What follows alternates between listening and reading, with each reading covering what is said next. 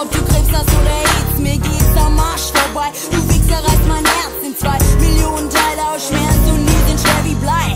Meine Gedanken kreisen wie ein Adler immer wieder um dieselbe Kacke. Wie geht's ihm, wo ist er, wo war? Hat er an mich gedacht, wie ich an ihn denk? Merkt er nicht, wie er mich kränkt? Ich will doch nichts geschenkt, da fängt die Scheiße von vorne an. Ich greif Rosen und fass Dornen an. Du bist für mich gestorben, Mann, hast alles verdorben. Am Anfang war's lieblich, du sagtest, du liebst mich, war's friedlich und niedlich. Und ich wusste, ich lieb dich, das liegt sich doch, denn heute bist du der kühlste Mann.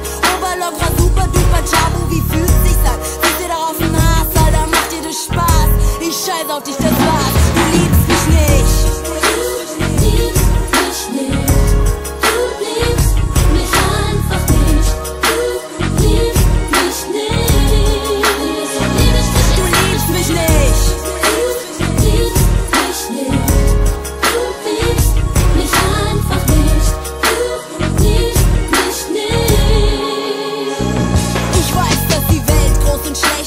Hart und ungerecht ist, dass jeder derben Mensch ist und was er labert meistens Blech ist. Aber mein Pech ist, dass ich vergesse, was ich weiß. Deshalb dreht sich wo mein Scheißleben